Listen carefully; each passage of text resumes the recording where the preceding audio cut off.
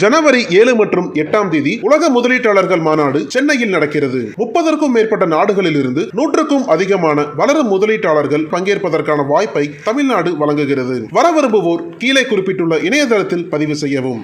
குறைந்த விலை, நிறைந்த தரம், தங்கள் தேவைகள் அனைத்தும் ஒரே இடத்தில். ஜெயச்சந்திரன் டெக்ஸ்டைல்ஸ். புரட்சி கலைஞர் விஜயகாந்த் அவர்களின் மறைவு இன்னைக்கு பேரதிர்ச்சியாக இருந்தது. காலையில் கிடைத்த செய்தி, அவர் வாழ்ந்தார் இறந்தார் என்று இல்லாமல் வரலாறாக ஒவ்வொரு சினிமா கலைஞரின் மனதிலும் அவருடைய ரசிகரின் மனதிலும் நீங்கள் இடம் பிடிச்சிட்டு தான் செஞ்சுருக்காரு.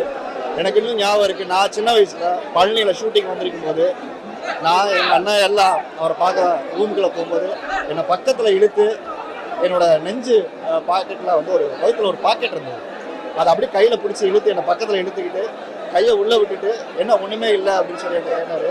நான் அப்படியே சிரிச்சுட்டு பக்கத்தில் நின்றுட்டே இருந்தேன். இன்னும் புதுசாக வந்து இங்கே ஒரு பாக்கெட் வச்சுருக்கேன் அப்படின்னு கேட்டார். தெரியல, வீட்டில் வாங்கி கொடுத்தாங்க அப்படின்னு சொன்னேன். அவர் என்னை விஷ் பண்ணிவிட்டு நல்லா படிக்கணும் அப்படின்னு சொல்லி கேட்டு ரொம்ப வாழ்த்து அன்றைக்கி அனுப்பிச்சார். இன்னும் அந்த நினைவு பசுமையாக இருக்குது. முதல்ல நான் கார்டு எடுக்கணும்னு சொல்லி நடிகர் சங்கம் மந்த போஸ்டரில் போய் கேட்கும்போது அவர் அங்கே என்னை பார்த்துட்டு நடிக்க ட்ரை பண்ணிட்டு இருக்கா, என்ன பண்ணிட்டு படம் பண்ணிட்டு இருக்கா, ஒன்றும் பிரச்சனை இல்லை, எடுத்துக்கலாம், நீ தைரியமாக போயிட்டு வா அப்படின்னு சொல்லி நம்பிக்கையோடு எனக்கு அனுப்பிச்சு விட்டாரு.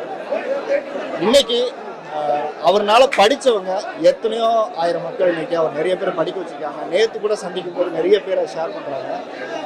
ஒரு மனிதன் வந்து தன்னுடைய தேவையை தாண்டி மக்கள் சேவைக்காகவே வாழ்ந்து இன்னைக்கு மறைஞ்சு போயிருக்காரு.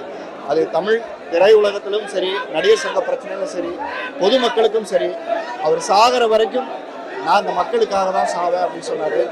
எல்லாரும் செத்தா 6 அடி 3 அடி 3 அங்குலம் இருந்தால் போதும், இந்த விஜயகாந்துக்கு எந்த பணத்தையும் எடுத்துகிட்டு போக போகிறதில்ல, எனக்கு அதுதான் கிடைக்கும் போது நான் வாழ்கிற வரைக்கும் இந்த மக்களுக்காகவே வாழ்ந்து மறைந்து போகணும்னு சொன்ன வார்த்தை மாதிரியாகவே இன்னைக்கு அவர் மக்களுக்காகவே வாழ்ந்திருக்காரு. ஒரு மிகப்பெரிய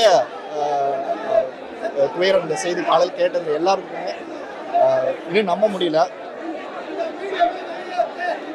கேப்டன் சார் இறந்து தமிழ்நாடுல உலகம் பூராமே ரொம்ப துயரமான ஒரு செய்தி. இதை நான் கேட்டு ரொம்ப அதிர்ச்சி அடைந்தேன். எனக்கு ஒரு பொன்னான வாய்ப்பு, அவருடைய கடைசி படம் டைரக்ஷன்ல நான் நடிச்சது சகாப்தன்ங்கிற படம். அவருடைய சன்னு தான் எனக்கு மாப்பிள்ளையா வந்திருந்தாரு படத்துல. அந்த அனுபவம் வந்து 20 டேஸ் நான் அவர் கூட இருந்தது மறக்க முடியாத ஒரு நிகழ்வு. அவர் வந்து ஷூட்டிங் ஸ்பாட்ல கரெக்டான அந்த டைம், கரெக்டான ஈவினிங் முடிகிற டைம் எல்லாமே ரொம்ப பஞ்சுவலா பண்றாரு. அவரால் தமிழ்நாடு மக்கள் எல்லாம் பசி பட்டி இல்லாம நிறைய பேருக்கு அவர் உணவளிச்சிருக்காரு. அவருடைய காலேஜ் ஆண்டாள் அலர் காலேஜ்ல 2000 பேருக்கு தினமும் சாப்பாடு, உடை, படிப்பு எல்லாமே பண்ணி கொடுத்திருக்காரு.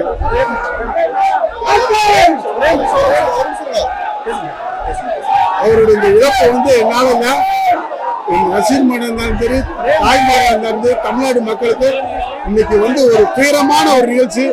அவருடைய குடும்பத்தாருக்கும் அவருடைய சன்னு 2 பேர்த்துக்கும் என்னுடைய ஆழ்ந்த அனுபவத்தை நான் தெரிவிக்கிறேன். எல்லாமல்ல இறைவன் அவரை நல்லபடியா அவர் ஆத்மா சாந்தியடைய எல்லாமல்ல அவரை நன்றி. நல்லவனா இருக்கலாம், ஆனா ரொம்ப நல்லவனா இருக்க கூடாதுன்னு சொல்லுவாங்க. ஆனா நம்ம கேப்டன் வந்து ரொம்ப நல்லவரா இருந்தார். அந்தாலும் அவர் காசு பணம் இன்னைக்கு வந்து இவ்வளவு கோடான கோடி மக்கள் அவருக்காக தொடர்ந்து நிற்கிறாங்க. அவர் வந்து சின்ன வயசுல நல்லா தெரியும், ஒரு 4-5 படம் அவரோட நடிச்சிருக்கேன். அவர் வந்து ரியல் லைஃப்ல நிஜ ஹீரோ. அவருக்கு நடிக்க தெரியாது, அரசியல்லையோ இல்ல நிஜ வாழ்க்கையிலயோ.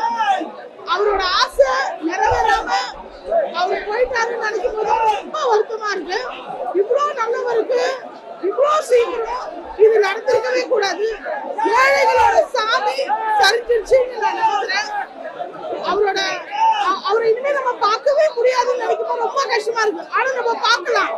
நம்ம ஒவ்வொருத்தரும் கஷ்டப்படுறவனுக்கு ஹெல்ப் பண்ணி எதையும் எதிர்பார்க்காம இருந்தா அவங்க கேப்டன் தெரிவார். நம்ம எல்லாருமே பசியோட இருக்க ஒருத்தருக்கு சாப்பாடு போட்டு அவங்ககிட்ட அந்த நன்றியை எதிர்பார்க்காம இருந்தா அந்த கேப்டன் தெரிவாருன்னு எனக்கு தோணுது.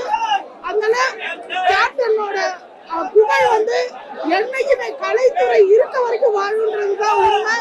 கேப்டன் வாழ்வாரு, அவர் புகழ் என்னைக்கு ஒவ்வொரு இருக்கும்.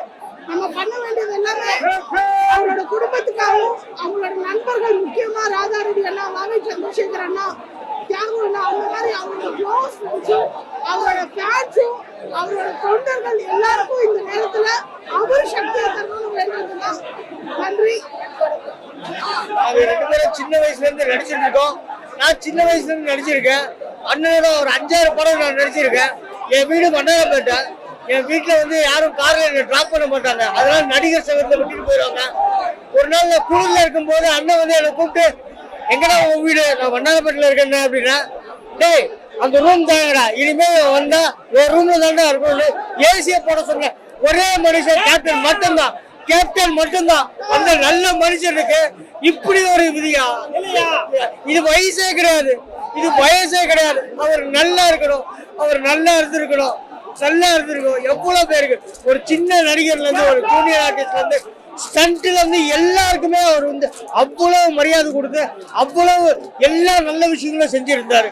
கடைசியா நாங்க போய் அவரை சந்திச்சது கூட அவரால் பேச முடியல. இருந்தாலும் அவர் எங்ககிட்ட கேக்குறாரு, நாடக நடிகர்கள் எப்படி இருக்காங்க, அவங்களுக்கு எவ்வளவு சம்பளம் தராங்க, ஜூனியர் ஆர்டிஸ்ட் எப்படி இருக்காங்க, அவங்களுக்கு ஒழுங்கா பென்ஷன் போகுதான்னு கேக்குறாரு. அந்த அளவுக்கு நடிகர், அந்த நடிகர் சங்கத்தை மட்டும் இல்லைங்க, அந்த நடிகர்களும் தன்னுடைய குடும்பத்தில் ஒருத்தர் நினைச்சவரு.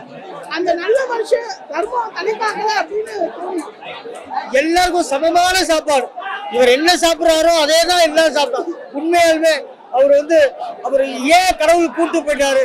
இப்பெல்லாம் சினிமாவில் இருக்க நடிகர்களோட ஒவ்வொரு வாழ்க்கையும் டப்பு டப்புன்னு முடியுது. கடவுளே கொஞ்சம் கேப் கொடுங்க, கேப் கொடுங்க, கேப் கொடுங்க தயவு செய்து. நக்கீரன் டிவிக்கு சப்ஸ்கிரைப் செய்யுங்கள்.